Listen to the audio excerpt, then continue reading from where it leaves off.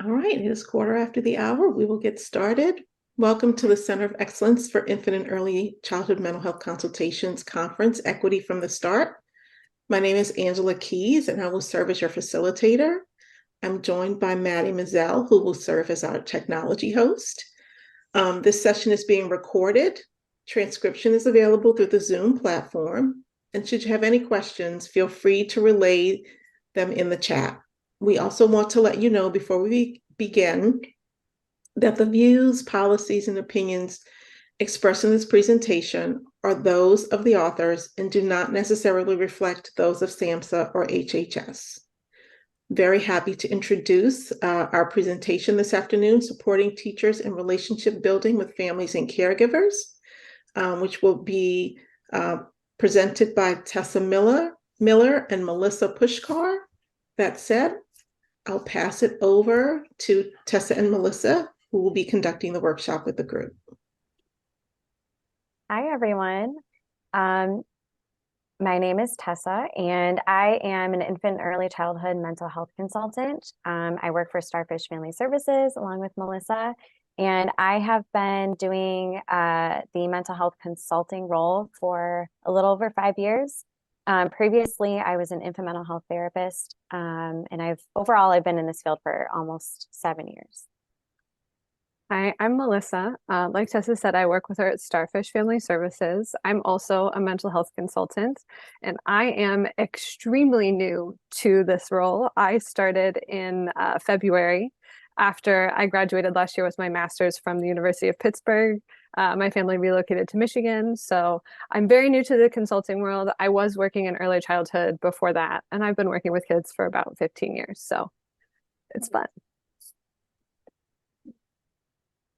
So we wanted to give you just a little overview of where we work, and especially if you're not familiar with Michigan or with Wayne County, obviously, we wanted to give you an overview of where we're located. So again, we work for Starfish Family Services, and we serve all of Wayne County, which is in the bottom corner, the southeast corner of the Mitten State.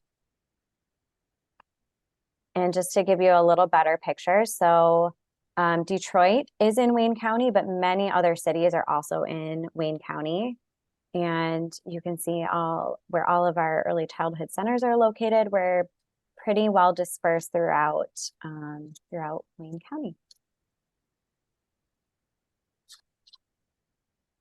Again, just a little breakdown of the demographics of Wayne County. So a majority, as you can see, a majority of the county is split between African American and Northern European. And we also have, we have many pockets of different ethnicities, but we also have a pretty notable size of Arabic families and Hispanic families as well. And a lot of our centers, depending on where we're located, we have some dual language speakers. We have a lot of Arabic families. We have a lot of Mexican American families. So we're a pretty diverse organization. Okay, so we're going to just briefly do a little foundational work before we get into our case vignette and our discussion. Hopefully that's like a good chunk of what we're going to do together today. But of course, we're going to touch on some topics of attachment theory, the impact of mental health on relationships, and we're going to go over some clinical concepts and help you to build your relationship building toolbox. And we're going to finish talking about conflict and repair, and then dive into our case vignette and discussion. So, of course, we have to start with a quote from the lovely Julie Paul, because we can't have any infant mental health conversation without bringing her into the mix. So we chose the quote, "To do unto others as you would have them do unto others." And we really wanted to ground ourselves in the infant mental health part of the infant mental health consultation, specifically the proximal process, we as consultants are holding space for teachers so that they can hold space for kiddos, but that also applies to teachers holding space for families as well. So as consultants, we want to make sure that we're modeling that proximal process for teachers and coaching them a little bit more specifically on what we're doing to hold that space for them so that they can do it for families as well. So thinking about the context, obviously the context in which we all exist. Many of us in the infant mental health field have also heard this quote: there's no such thing as a baby. And we know that well doing this work. And we all exist in a particular environmental context. And when we look at this child, we're not just looking at the child, we're looking at all the different relationships that envelop this child. And of course, that's the child and the caregiver relationship, and the teacher and the child relationship, and as well as the consultant and the teacher's relationship. And we as consultants are holding in mind all of these relationships and all of these different layers as we look at this one particular child. And thinking about relationships and entering into relationships, all of us are bringing our own unique experiences into those relationships.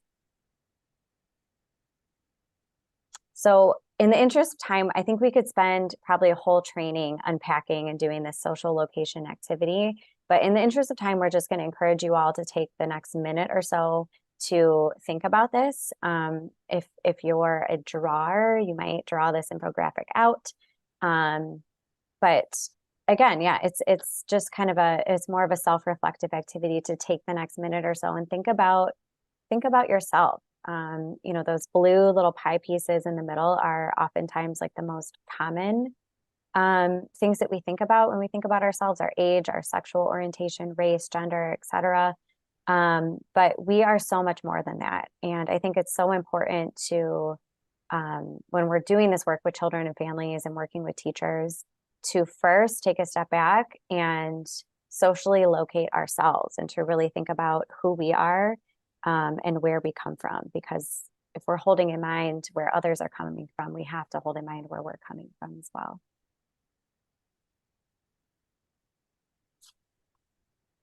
And if anything interesting is coming up for you that you wanted to share from reflecting on this, go ahead and drop it in the chat.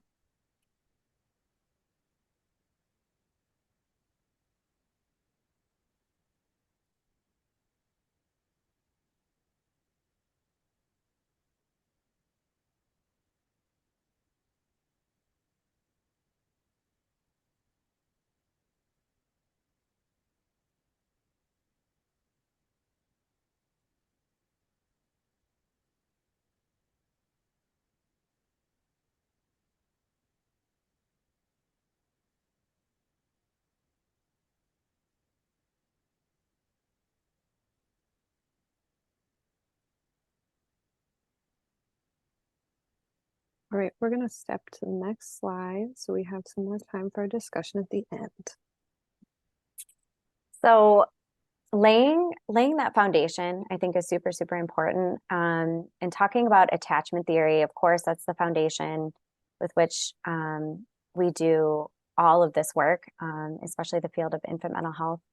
And I'm probably not sharing any new information with you all, but I did want to start with attachment and thinking about, you know, the babies when they are born, and this is what Mary Ainsworth and John Bowlby both theorize, that babies develop strategies to keep their caregivers close. And we know that it is those strategies that we carry. All of us carry these strategies throughout life when we are entering into relationships with people and trying to keep people close to us. And we would not be able to survive without those relationships.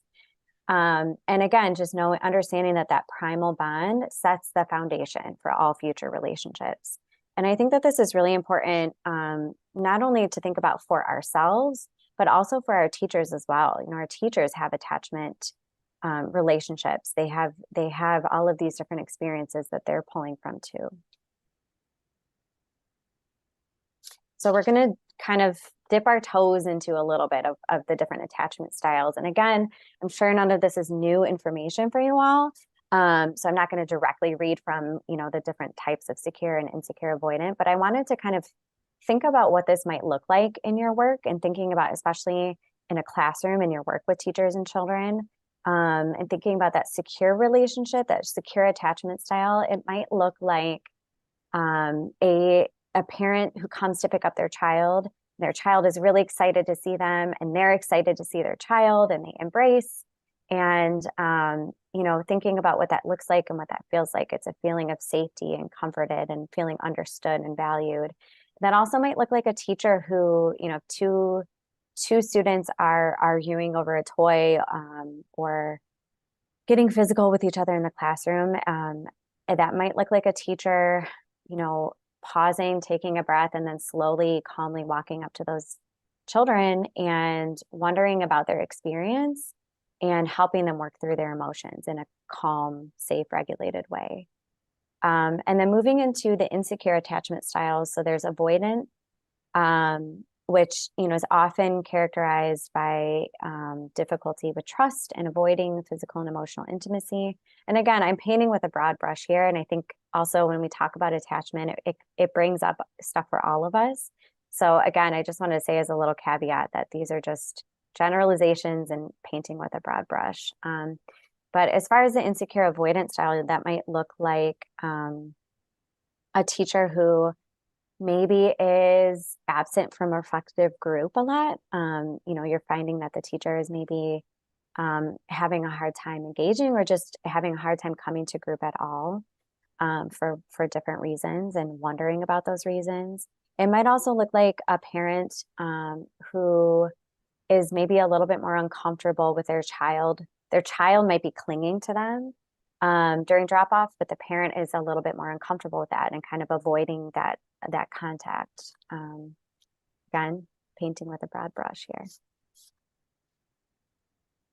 As far as the insecure anxious attachment style, this might look like a teacher or even a parent who is constantly seeking that approval, or asking for strategies, kind of an anxious way of approaching someone, and really seeking out that approval, and being highly sensitive to criticism. And that might look like a parent who has a hard time setting boundaries with their child, for fear of rejection or fear of abandonment. If the child is hitting them or kicking them at drop off or pickup, and they're having a hard time setting those boundaries, then maybe we're wondering about, what that attachment relationship is like for them. And lastly is the disorganized attachment style. And this one is typically characterized by a great deal of trauma and a great deal of abuse and neglect in childhood. And a lot of times what you're seeing is, that a mix of both features, and almost I hate to use the word disorganized because it's right there in the definition, but really like just an inability to regulate emotions, and not really having many strategies on understanding what to do. And again, thinking about the attachment styles it can be really helpful to think about how, as a consultant, how I might feel when I am with that person. Because I think sometimes that can kind of tell us, with our senses, that can tell us maybe what we're picking up from that person, and vice versa. So thinking about the impact of mental health on our relationships.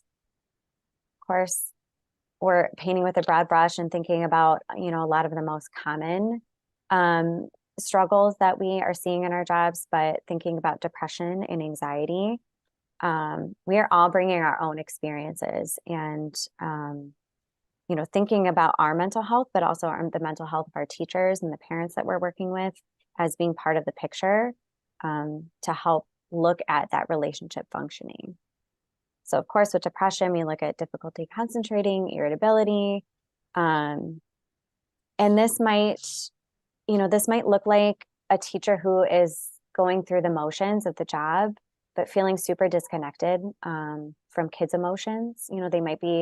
They're doing the job, but they're just, again, feeling worthless or helpless, having kind of a pessimistic outlook on the job or outlook on life. And as far as anxiety, of course, anxiety too can have a very serious impact on the way that we show up in relationships. It might look like a lot of avoidance, hypervigilance, and the body being under that fight, flight, freeze, or fawn response. And thinking about it too, like if a parent is experiencing anxiety, and a teacher is coming up to them maybe at pickup time at the end of the day and approaching them with something that feels kind of like a neutral territory, but the parent is coming already kind of in that fight, flight, freeze response.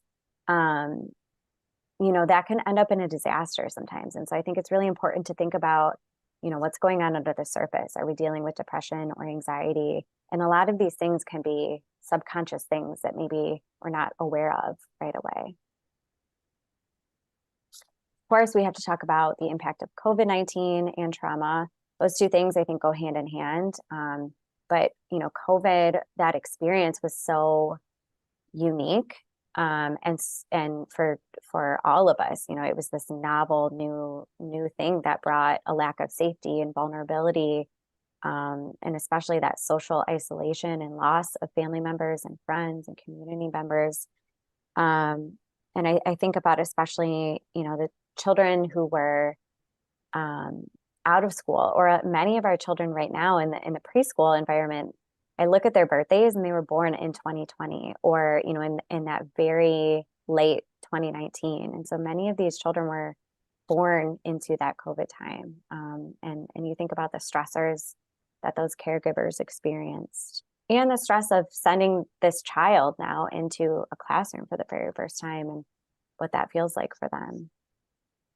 And of course, the impact of trauma, we're not unpacking anything new here, but thinking about what that baggage is like when we bring that trauma into relationships. Again, that hypervigilance, the intrusive thoughts, and thinking about also when we talk about trauma, we can't skip over racism and power dynamics and abuse, and even thinking about like educational trauma and some of our families that are coming to us with really negative and scary experiences of being in a classroom, and they're bringing that into the relationship with their child's teacher. So now I'm going to give you guys some strategies to share with your teachers to kind of help them build partnerships with families and caregivers that they're working with. And a lot of these concepts are based in infant mental health, just kind of reframed to how they could be applied in the teacher-parent relationship instead of like the service provider caregiver relationship. So here's just a list of 7 kind of basic things that we want to try to encourage teachers to give to families, and keeping in mind and acknowledging that these things are going to look different for every family because every family is unique.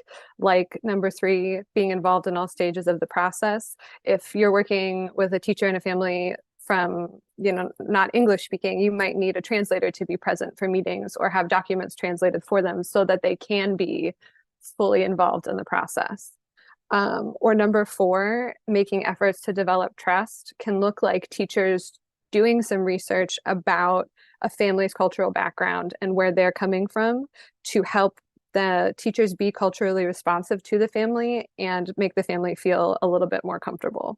But what it really boils down to is just being respectful and doing unto others as you would have them do unto others. So here are 5 kind of basic behaviors for teachers to practice when they're trying to create a partnership. The first thing is to acknowledge that everybody is bringing something unique to the relationship.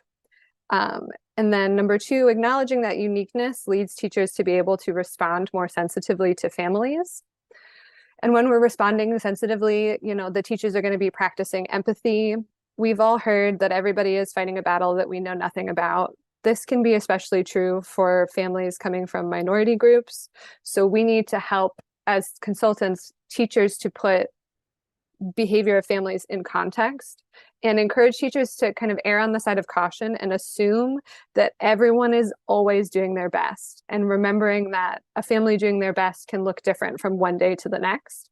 And if teachers are noticing that, yesterday we had a little bit more energy and today a family is coming in looking kind of droopy, mopey, sad, that's an opportunity to respond sensitively and connect with that family on a more emotional level.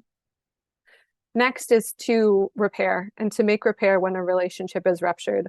And this is a space where teachers are really going to need our support because repair is so tricky. And Tessa is going to give us some specifics about it later, but for now, I just want to say that it's important to try and address this as sensitively and as quickly as possible to avoid the rupture getting any worse. And the last thing is to enjoy mutuality. We encourage parents to find joy in their children and teachers to find joy in their students, but we also want teachers to find joy in their relationships with parents, even if they are a little bit different and difficult for them to get along with. So to do this, we're going to start with a strengths-based perspective. We want to make sure teachers are framing their interactions with families as viewing families as wanting to change, and remind them that nobody wants to be stuck in a stagnant place. They just might need a little bit of help. We need to make sure teachers can see that all families have strengths and areas of expertise and competence. And this is a space culture can play a big role. It's important to remind teachers that just because the way a family is doing something is different than how you would want it to be done, doesn't mean that it's wrong. Next is when teachers focus on strengths, they are fostering independence and empowering families to advocate for themselves, to take care of things themselves. So it's so important that they are trying to build families up. Next, we need to help teachers remember that going to school, receiving services, it's not something that's happening to a family. They are participating in that process. They are partners in that process. So it is something that is happening with them. It's not something that's happening to them. Then we're going to encourage teachers to focus on helping families deal with what's coming up in the present. You know, if it's an academic concern, things that they can work on right now at home, a behavior concern, things that they can work on right now, but also on how that's going to impact the future and making sure that we're building teachers and students up to continue making progress. And when we're thinking about the future, we always want to make sure teachers are listening to what families and caregivers' hopes are. I don't think it's wrong for a teacher to ask a family, you know, what are you hoping school is going to bring for your child going forward? And allow the partnership to build and collaborate between families and teachers. That's the best support a child is going to get, is when all of their caregivers and teachers are on the same page. And in this last box, I just want to point out the words to share power. This is a space for teachers to really check their biases and acknowledge their privilege, and to remember that even though they are the experts in the classroom, the family is the expert in the child. So we're going to have teachers use the process of joining, which we've heard from infant mental health, and that's just establishing a deeper emotional connection. And we're entering the world of the parent. We're trying to see things from their perspective. We want to validate that perspective and make sure that the teachers are making them feel understood. So here we have a list of questions that we can use to join in with families. Parent-teacher conferences or home visits, if you're working in Head Start, are a great space to use these. It's a little bit more intimate. You have a little bit more time to take than just a drop-off and pickup. If these questions are inspiring anything for you, or you have questions that you know you like to ask, go ahead and drop them in the chat so we can all build up our toolboxes and have some more resources to share with our teachers. And then the last thing I want to talk to you about here is the port of entry. So this is just the space through which the teacher is going to support a family. Teachers have asked their joining questions, you know, they've connected more deeply with families. Hopefully families are feeling more safe to be vulnerable with teachers and let them know what's really going on. So teachers can kind of support them, you know, through the child's behavior or how the child is adjusting to the classroom. They could help the family notice some strengths in the child that they can take to the home and encourage and build on that. Or even kind of checking in with the family after a student has shared a story that is maybe, you know, a pet has passed away, or the student overheard an argument or was involved in an argument at home, something like that. And then before we pass it back over to Tessa, I just want to quickly touch on the role that grief might be playing in these relationships. when teachers are sharing a potential concern over a diagnosis or a behavior concern, there's a very real possibility that they are kind of shattering the parent's perception of their child and kind of just eliminating the idealized version of their child that lives in their head. So we need to understand that when we're getting resistance from parents and teachers are saying they just don't care, or they say this doesn't happen at home, like that resistance can be coming from a grief response that, you know, you're sharing this information with me and it's too much. It's really upsetting. So we need to make sure that we help teachers be gentle when they're presenting this kind of information to families.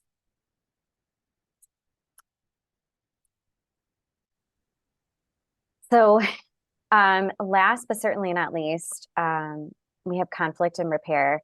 And as Melissa and we presented this in the spring to our teachers and early childhood staff, and we were noticing, or I was noticing how difficult it is to talk about conflict, and how I think unintentionally or subconsciously we kind of sandwich this in at the end because it is so uncomfortable to talk about. And this is, I think, why I chose to put this cute little picture of penguins. I'm assuming they're squabbling, because it just feels a little bit better than thinking about conflict. But in our work with parents and teachers and caregivers, and just over the course of a school year, there will be conflict. It's just a fact. It happens all the time. And sometimes it's something that comes up in the beginning of the year and just lingers all the way throughout that year. And it's just kind of this cloud that hangs over us. But even though it's often our biggest struggle, I don't think it has to be something that causes, you know, this deep amount of stress if it doesn't have to be. So when we think about conflict, it's first really important to pause and to acknowledge what's going on within ourselves, and especially to encourage our teachers, you know, to pause and think about, what did you learn about conflict in your family of origin? And you know, thinking about, of course, there's our cultural lens, and this can be so important to just really think about, you know, what's coming up for you, and what am I feeling or sensing in my body right now? Because if we don't pause and think about that, and if we just act on it, I think that's a lot of times where we see that big rupture occur with the family, because we're just kind of acting on our emotions instead of pausing and really thinking about it. And also, it's important, I think, to kind of dive into what is the teacher's relationship with this caregiver. And of course, we want to take steps to stay regulated. Typically providing, you know, taking a step back and providing space and time is really necessary. And of course, just a shameless plug for mental health consultants, but processing with a colleague or supervisor. And that means the same for us as well. You know, we have to process with our support system as well. And finally, thinking about repair. A lot of this information we got from Esther Perel and the Gottman Institute, and their work with couples and relationships. And I think it really parallels the work that we do with teachers and their relationships with students. And just understanding that the ultimate goal of repair is to understand and to acknowledge and to collaborate to move forward. And so these are just some helpful tools that we wanted to share with you all. So acknowledging the problem, which is often the first and most difficult step, especially when we think about conflict from our family of origin and thinking about our attachment relationships. All of that stuff comes into play when we think about acknowledging a problem. And finding an intentional time and space to meet. This can be probably one of the hardest things as well, I think, in that early childhood space. You know, oftentimes we're catching caregivers at pickup or drop off. You know, there just feels like there's no time to really sit down and slow things down. Asking for clarity is really important. Validating feelings. I think asking for clarity, especially thinking about the cultural piece, you know, these assumptions that we make about a situation or about a family, and the assumptions that they're making, a lot of stuff goes unsaid. And so a lot of times we have to pause and ask for clarity. Validating feelings, of course, and really trying to link up and empathize with the caregiver. And the last one again is really difficult, but taking responsibility. If that might not always be the case, but taking responsibility, even just for some little things of like, you know, acknowledging, I'm sorry that this is happening. That can go a long way, you know, to take just a little bit of responsibility, and I think it can kind of alleviate that pressure that oftentimes happens when we have these conflicts. Okay, so for the sake of time, we want to make sure that you guys have a lot of time to discuss this. So we have a little vignette for you about a little boy named Caden. So that's going to be, you can find the PDF of this. Here's the whole thing. We're going to find the PDF of this in the hub for the conference, and it's also going to be available as a link in the chat. And we're going to ask you guys to kind of think about these few questions. And I would encourage you now to take a picture of this on your phone, because we are going to be sending you to breakout rooms to discuss in a small group. And then we'll be bringing you back to kind of go over everything and reflect in a large group before we're all done. So we're about ready to get sent off to our breakout room. So we're going to have our tech assistant go ahead and do that, and make sure you guys get a photo of this.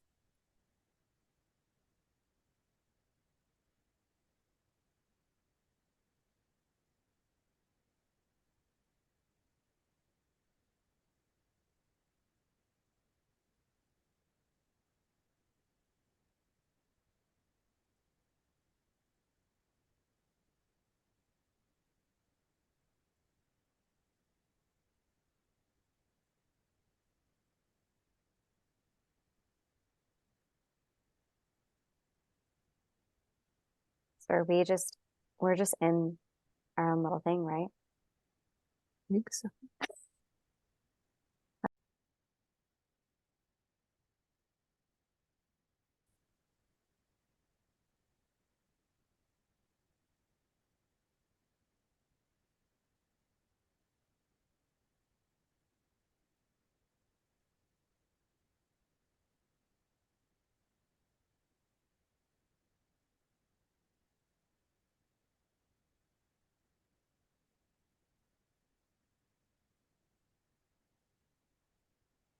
Is everyone back? I can't tell. I don't think yet. I think there's Okay. only like 16 people. Okay. They're starting to come back now, though. Okay. Oh, I see it. Yeah.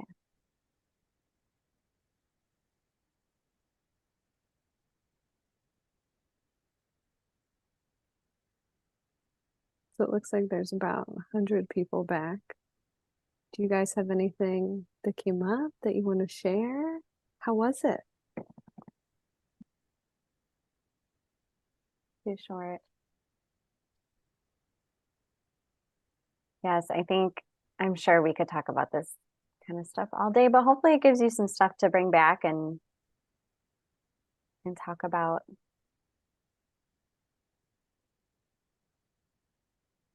Does anybody have anything from their group that they wanted to share out? You know, just kind of something that they were left wondering about, or you know, noticing about conflict.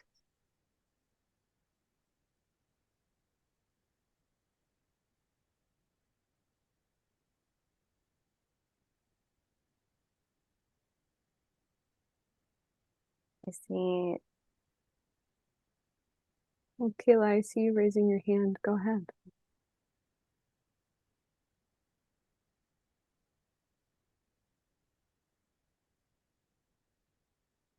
Okay, can you hear me now? Yeah. Well, it's obvious that we are amongst great ECMH consultants because we kind of naturally just flew through the discussion questions without like breaking it down how we had intended on doing.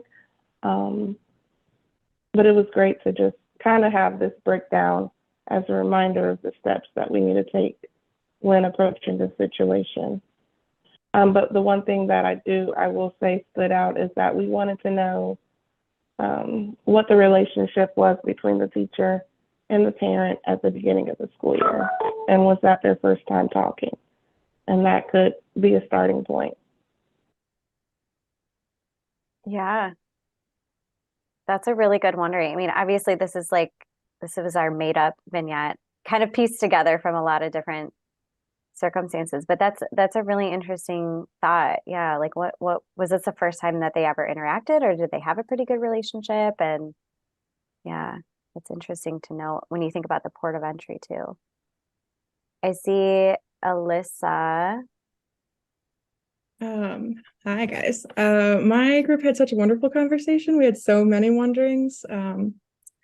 Just a few. I mean, we wondered about the identities of all the other folks in this vignette. We know more about Caden than we do, specifically the racial identities of folks, mom, grandpa, the teachers, the consultant, everyone. And yeah, so many things about that.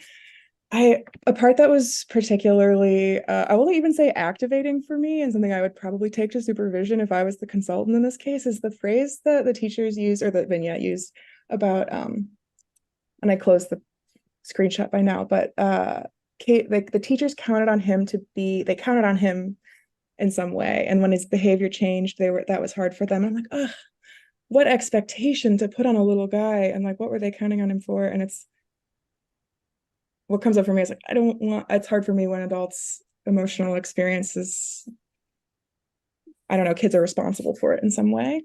So just a couple of things. Yeah. Thank you, Alyssa. I saw in the chat too, Amy Herring had said, where does the adultification of the child come from? And I wonder if that was maybe, Amy, what you were referring to as well with Alyssa. Those two things seemed kind of linked. Yeah, just wondering about that adultification. And then Janina put in there, this whole scenario reminds me of the importance of how we begin with families and classrooms and children. Do we begin to build their story and integrate into our programs? That was a really interesting comment too. Anna Maria, do you want to go ahead? Okay, thank you very much. I work with a program as a consultant, an infant mental health consultant with preschools. And sometimes, I mean, in one of the pillars of the program is safe care. Help the teachers to realize and to be aware that they need to take care of themselves. And sometimes they assume a lot, thinking that the parents are doing nothing.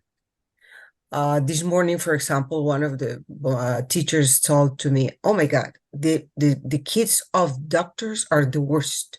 I mean, doctors, my God, they never accept what's happening with their kids. And things like that. And I think that finally they're putting a lot of heavy weight over their shoulders, assuming things and not listening, and maybe did not realize that the parents are, even though that they are PhDs or whatever they want to think, they are human beings, and they are maybe in denial. That's not easy to I mean, receive a diagnosis with your kid, for your kid and stuff like that. So maybe if they take a different position related to that, they may feel a little bit better, more relaxed, and more open to listen to people and to consult before assuming things. So I think that the topic is great to have an open discussion with teachers. Thank you very much. Thank you. Shelley, do you want to share? One of the things that I was thinking, just in terms of, the helping teachers think about how to build relationships, one question I might ask them is just, I wonder what they were hoping the parents' response would be. Because when they were so disappointed by it, what were they hoping? And so I think lots of times when we go, if we put out there that there's a problem in the relationship between the teacher and the parent, then it's the teacher who gets on the defensive.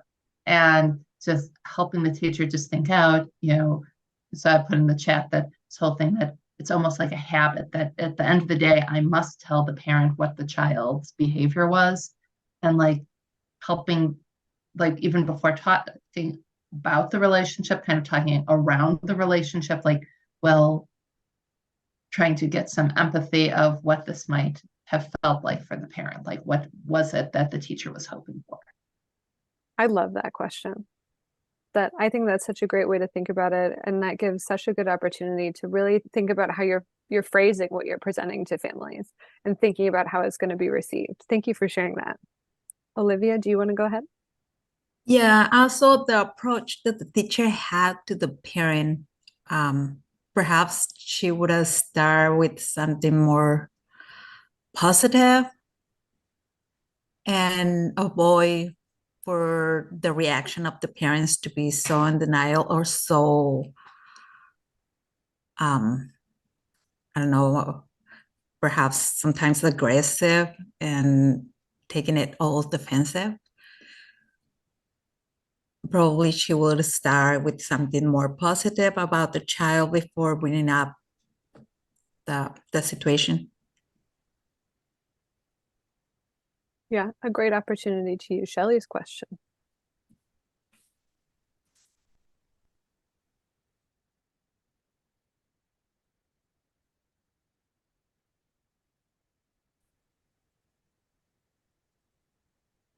Are there any last thoughts or last questions? You all brought so many great wonderings and discussion points, even new questions for us.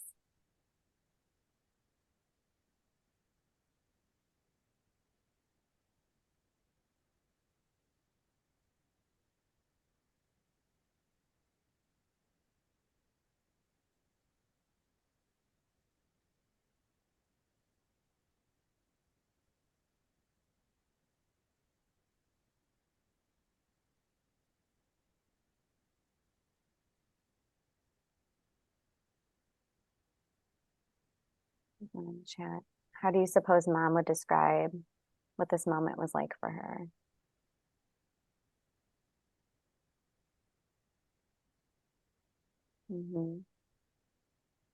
That's interesting.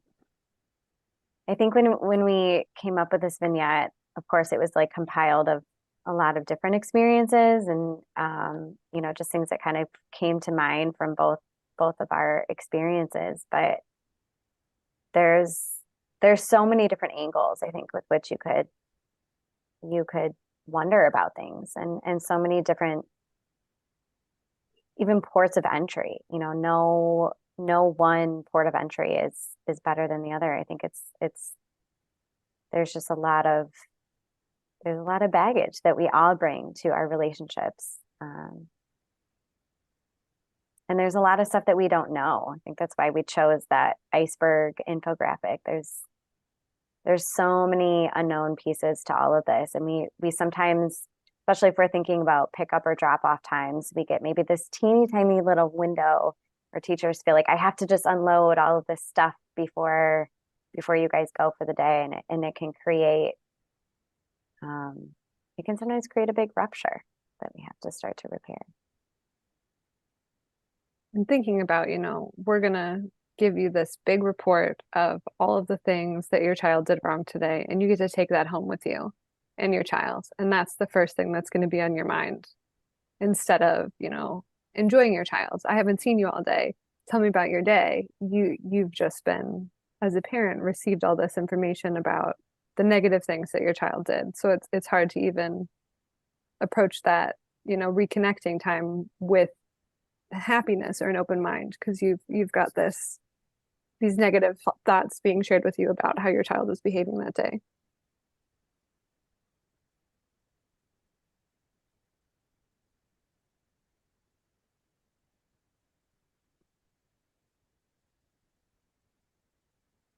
Yeah, that's interesting. Was it in front of all the other parents? Sacred chime. Oh, I love that. It is a sacred time, but yeah, what does that mean if we're just unloading a lot of stuff onto these parents that they're excited to see their kids at the end of the day, no matter what?